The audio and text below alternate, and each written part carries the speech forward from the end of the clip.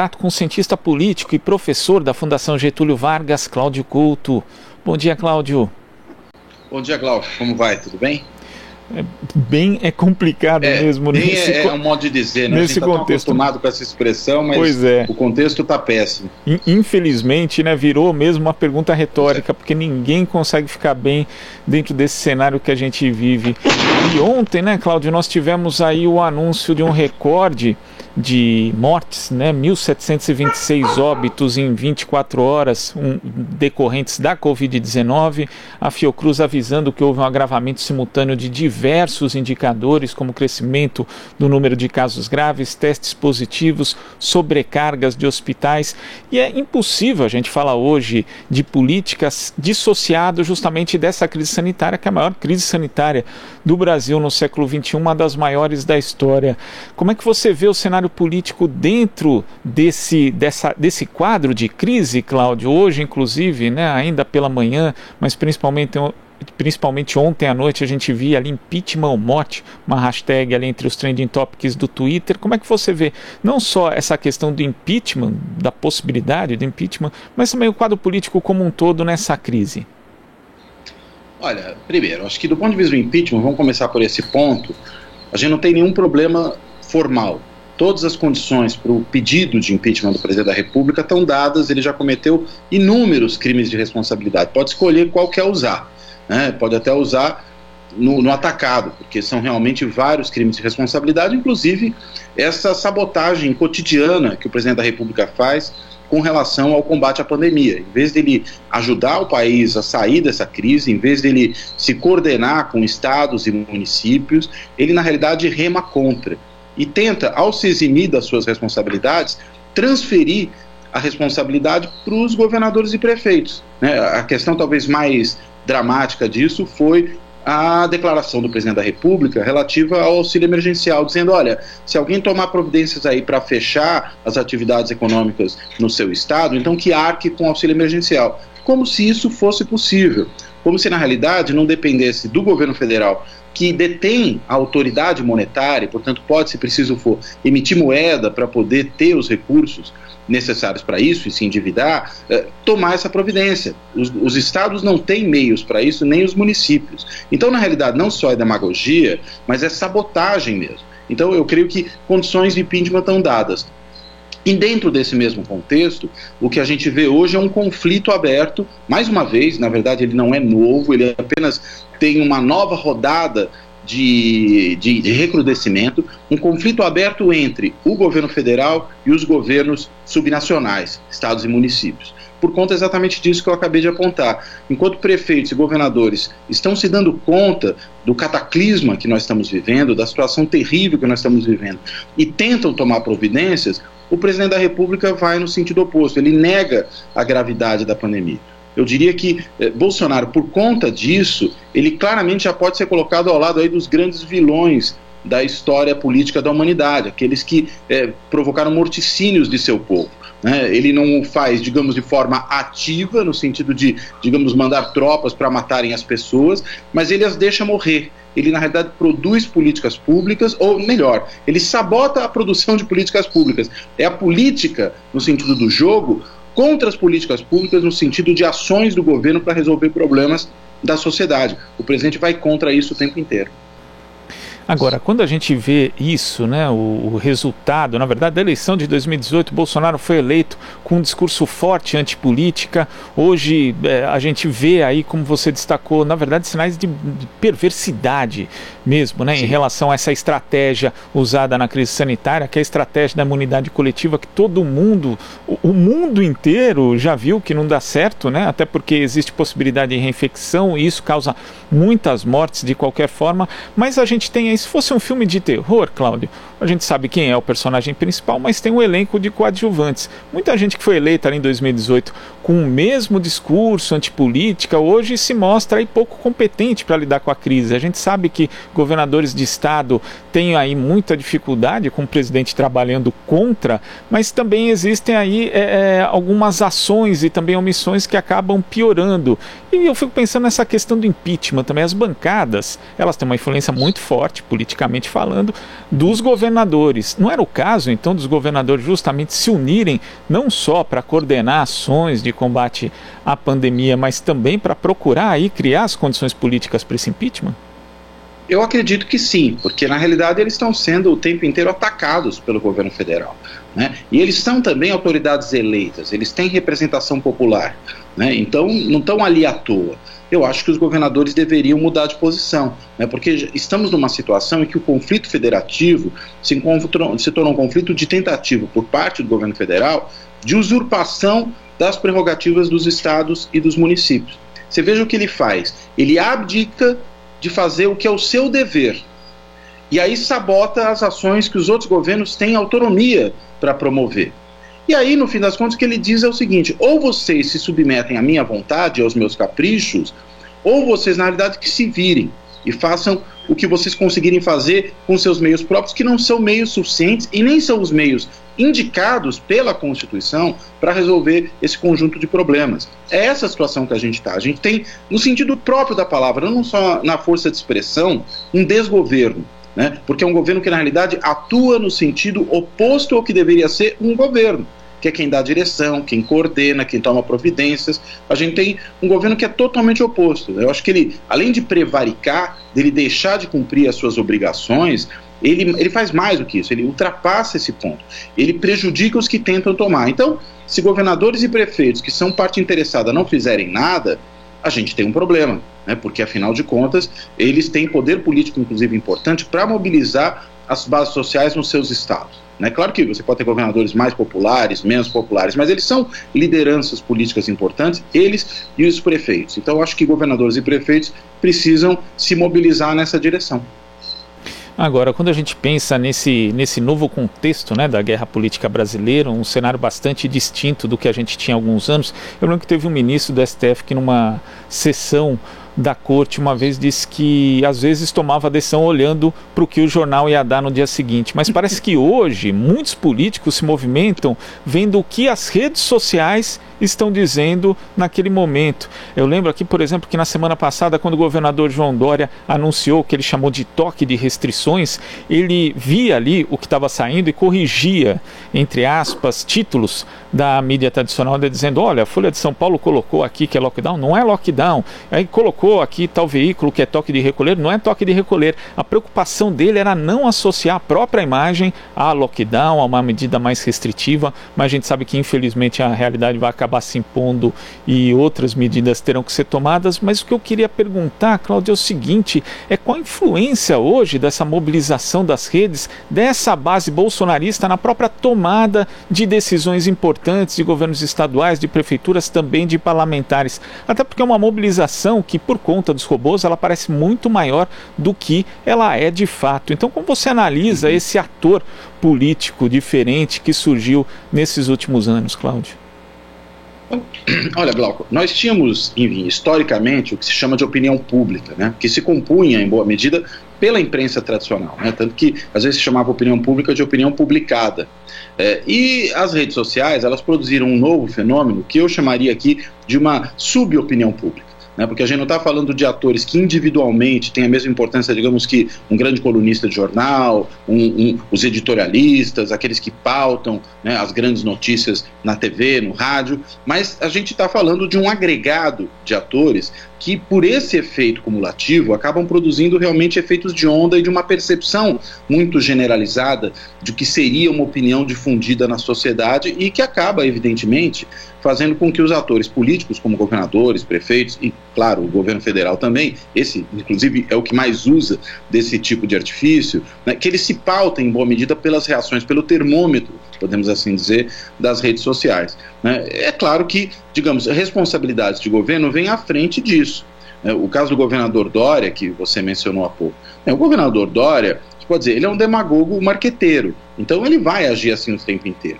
Ele, durante a eleição, se autodenominou Bolsodória, aí rompeu com o presidente, de repente começou a posar de opositor do presidente, e a gente viu aí nessa semana que passou, o governador tendo mais uma atitude que é no sentido Bolsodória, que foi aquele decreto que tornou as igrejas e os templos, né, e a realização de cultos presenciais uma atividade essencial.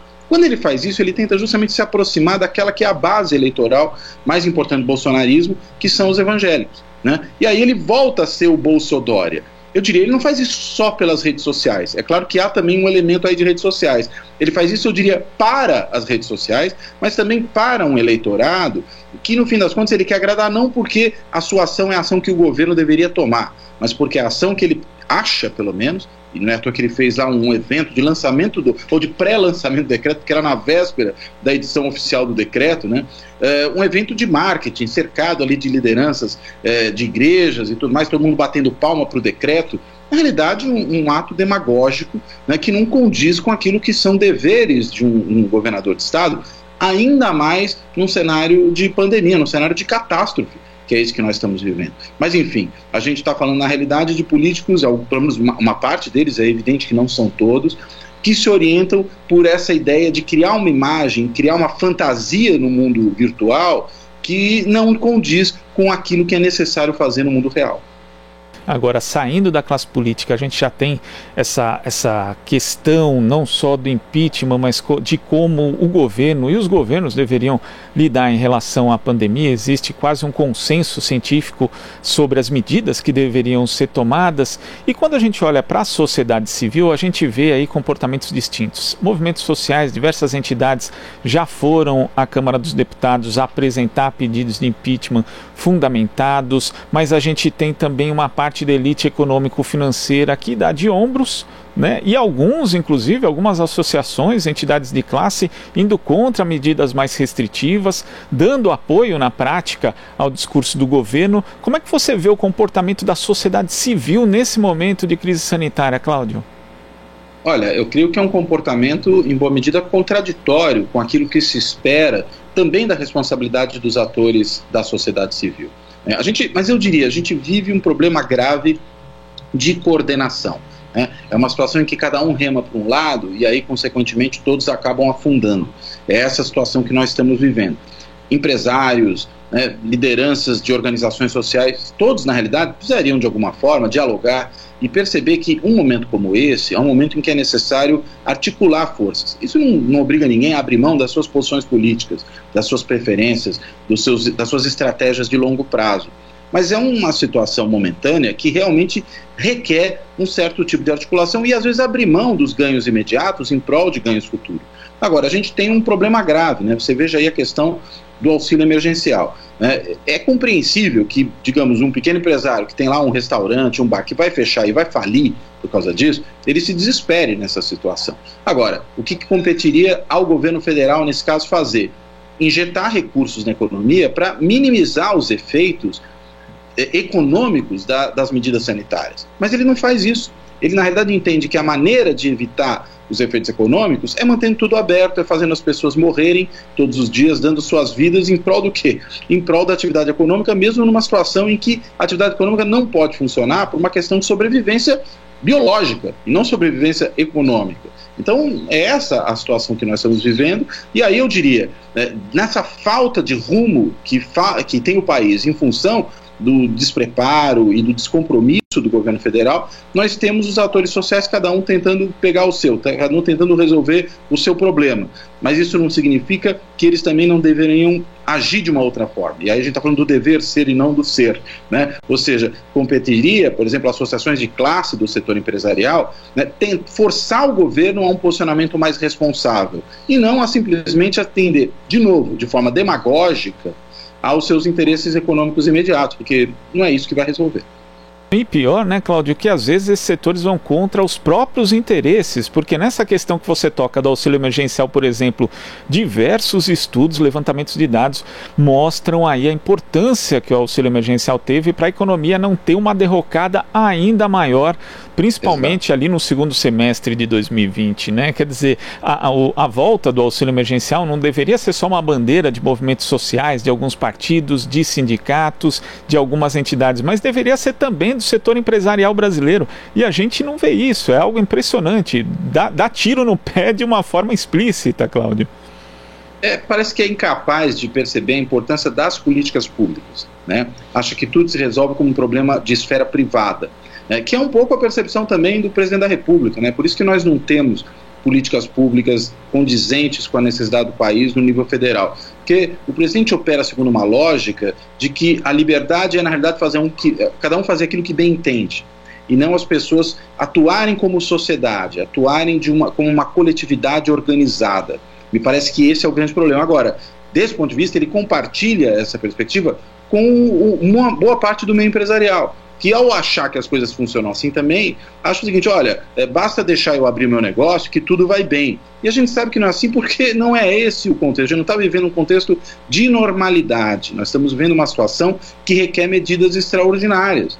E aí, consequentemente, ou as lideranças, inclusive do setor empresarial, se conscientizam dessa necessidade de se articular politicamente para poder tomar as providências que levem a uma saída dessa crise de forma sustentada, ou na realidade o que a gente vai ter é todo mundo morrendo abraçado. Eu acho que é esse o cenário que nós estamos vivendo. Por isso que o Brasil, num contexto em que o mundo tem uma redução do número de mortes por Covid, nós temos um aumento que corresponde a praticamente 2 vezes o que o mundo reduz. Então veja você o paradoxo que nós vivemos. Nós estamos, na realidade, na contramaré. Quando todo mundo começa a sair da crise, a gente se afunda mais nela. É esse o contexto que a gente vive.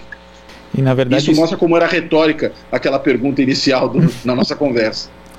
Pois é, e expõe ainda mais o triste histórico do Brasil, né? Que é um país que tem aí genocídio indígena, o genocídio da população negra, que inclusive se perpetua até hoje por conta das estruturas do Estado que a gente preservou, do não acerto de contas com a ditadura, e parece que infelizmente hoje, Cláudio, é um país que se acostumou com a morte, né? Eu acho que isso nos insensibiliza, né? Porque, enfim, a gente supunha, inclusive, que na medida em que os problemas da pandemia fossem sendo revelados, que se noticiassem as mortes, cada dia as pessoas ficariam tocadas por isso, que elas perceberiam a situação em que nós estamos mergulhados. Mas a gente não nota isso dessa forma, parece que não acontecendo nada demais, é mais, digamos, uma informação que se perde no meio do noticiário. E eu acredito que isso, na realidade, tem a ver com esse histórico de uma sociedade violenta que nós somos. Uma sociedade que tem milhares de assassinatos por ano, que a polícia perpetra violências atrozes contra a população pobre, negra, sobretudo da periferia das grandes cidades, ou seja, em que a polícia que deveria levar ao cumprimento da lei é, na verdade, e muitas vezes institucionalmente, não são casos isolados, uma descumpridora da lei. Então a gente tem esse tipo de situação e aí perpetra violências. Então a violência é banalizada entre nós, a violência é parte do nosso cotidiano, né? E consequentemente a morte, ela é parte do nosso cotidiano. E o Bolsonaro, eu diria, em boa medida, ele representa isso. O Bolsonaro, ele fez a sua campanha, é bom lembrar, usando como símbolo de candidato a arminha. Quer dizer, é alguém que já, até na estética da sua campanha, se baseava na morte. E o que a gente pode dizer é, o brasileiro, na eleição de 2018 para a presidência da República, elegeu a morte ao votar em Bolsonaro e ao eleger Bolsonaro. E a morte nos representa, né? E é por isso que nós somos insensíveis, em boa medida, nós como sociedade, bom que se diga, não estou generalizando para cada indivíduo, mas nós como sociedade somos em boa medida insensíveis, nós fomos nos anestesiando com relação à morte, com relação à violência que um processo como esse e a incúria e o descaso, e eu diria até mesmo o sadismo com relação a uma situação como essa produz, que é mais morte, nós chegando aí perto daqui a pouco dos 300 mil mortos, e é óbvio que a gente vai chegar a esse número pela escalada das mortes até agora, né? Infelizmente a gente vai chegar lá. Infelizmente mesmo. Cláudio, eu espero que da próxima vez que a gente volte a conversar, tenhamos aí pelo menos perspectivas melhores. Muito obrigado pela sua participação aqui no Jornal Brasil Atual. Até a próxima. Até a próxima, Glauco. Um abraço para você, um abraço para os ouvintes da rádio. Abraço. Conversamos aqui com o cientista político, professor da Fundação Getúlio Vargas, Cláudio Couto. Você está ouvindo Jornal Brasil Atual. As notícias que os outros não dão.